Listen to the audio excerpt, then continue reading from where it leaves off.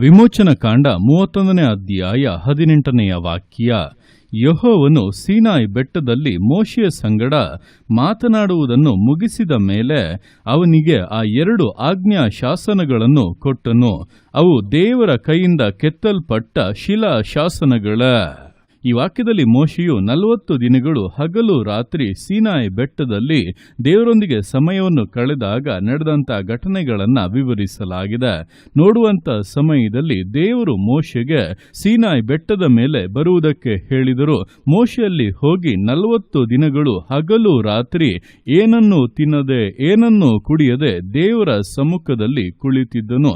ದೇವರು ಅವನೊಂದಿಗೆ ಅನೇಕ ವಿಷಯಗಳನ್ನು ಮಾತನಾಡಿದರು. ತನ್ನ ಜನರು ಯಾವ ರೀತಿಯಾಗಿ ನಡೆದುಕೊಳ್ಳಬೇಕು, ಯಾವ ವಿಧಿಗಳಿವೆ, ಯಾವ ನಿಯಮಗಳಿವೆ, ಯಾವ ಕ್ರಮವನ್ನು ಅವರು ಅನುಸರಿಸಬೇಕು, ಯಾವ ರೀತಿಯಾಗಿ ಜೀವಿಸಿದರೆ ತನಗೆ ಇಷ್ಟ, ಇದೆಲ್ಲವನ್ನೂ ಕೂಡ ಮೋಶೆಯ ಸಂಗಡ ಮಾತನಾಡಿದ ಮೇಲೆ ಅವನಿಗೆ 2 ಆಜ್ಞಾ ಶಾಸನಗಳನ್ನು, ಅಂದರೆ ಕಲ್ಲಿನ ಮೇಲೆ ಬರೆಯಲ್ಪಟ್ಟಂತ ಆ 10 ಆಜ್ಞೆಗಳನ್ನ ಕೊಟ್ಟರು. ಅಂದ್ರೆ ಇಲ್ಲಿ ಗಮನಿಸುವಾಗ ಮೋಶೆಯು 40 ದಿನಗಳನ್ನ ಸೀನಾಯಿ ಬೆಟ್ಟದ ಮೇಲೆ ಕಳೆದು ಇಳಿದು ಬರುವಾಗ ಅವನ ಕೈಯಲ್ಲಿ ಕೇವಲ 2 ಶಿಲಾ ಶಾಸನಗಳಿದ್ದವು.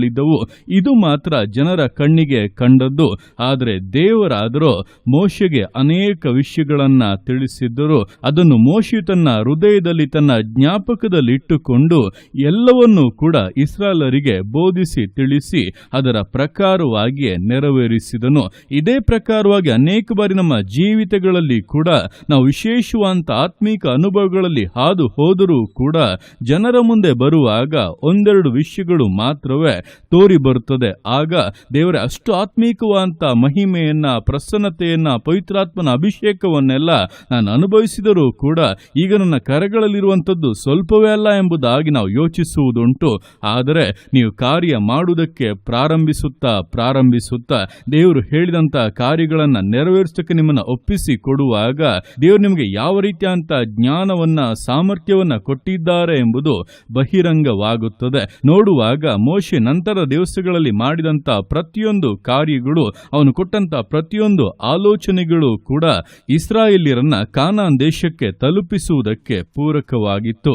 ಇದೇ ಪ್ರಕಾರವಾಗಿ ನಮ್ಮ ಜೀವಿತಗಳಲ್ಲಿ ಕೂಡ ಕೆಲವೊಮ್ಮೆ ನಮ್ಮ ಕರಗಳಲ್ಲಿ ತೋರಿ ಬರುವಂಥದ್ದು, ಇಲ್ಲ ಪ್ರಕಟವಾಗುವಂಥದ್ದು 1-2 ವಿಷಯಗಳಾಗಿದ್ದರೂ ಕೂಡ ನಾವು ಆತ್ಮೀಕ ಅನುಭವಗಳನ್ನ ಬಿಟ್ಟು ಬಿಡದೆ ಅದರಲ್ಲಿ ಆಸಕ್ತಿ ಉಳ್ಳವರಾಗಿ ದೇವರ ಪ್ರಸನ್ನತೆಯಲ್ಲಿ ಜೀವಿಸುವುದಾದರೆ ನಮಗೆ ತಿಳಿಯದೆ ಸ್ವಲ್ಪ ದಿನಗಳಲ್ಲಿ ನಾವು ವಾಗ್ದಾನಗಳ ಹತ್ತಿರಕ್ಕೆ ಬರುತ್ತೇವೆ, ಅದನ್ನು ಪೂರ್ಣವಾಗಿ ಸ್ವತಂತ್ರಿಸಿಕೊಳ್ಳುತ್ತೇವೆ.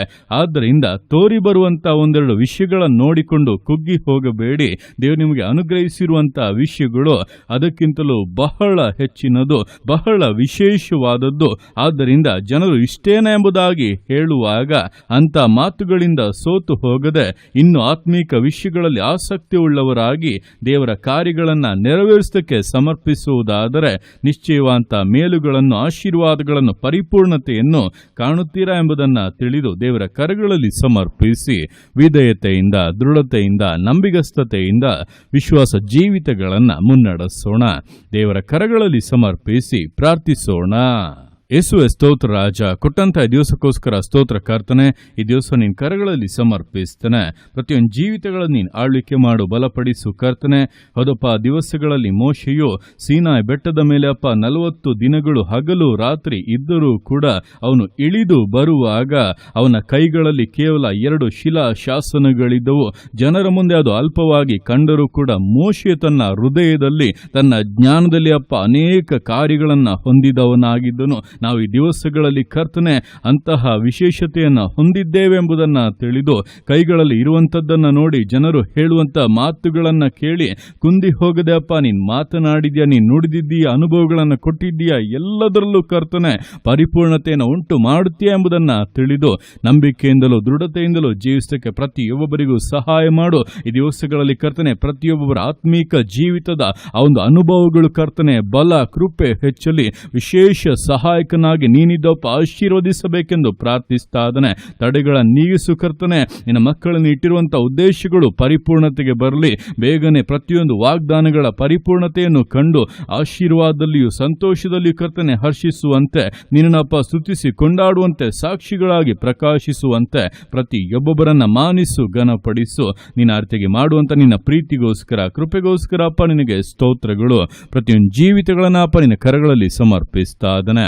ಆಶೀರ್ವದಿಸು, ಮಾನಿಸು, ಘನಪಡಿಸು. ಎಲ್ಲೋ ನಿನ್ನ ಕರಗಳಲ್ಲಿ ಸಮರ್ಪಿಸಿ ಎಲ್ಲ ಸ್ತುತಿಗಾನ ಮಾನ್ಮಣಿನೊಬ್ಬನಿಗೆ ಸಲ್ಲಿಸಿ ಯೇಸುವಿನ ನಾಮದಲ್ಲಿ ಬೇಡ್ತೇನೆ ನಮ್ಮ ತಂದೆಯೇ. ಆಮೇನ್, ಆಮೇನ್.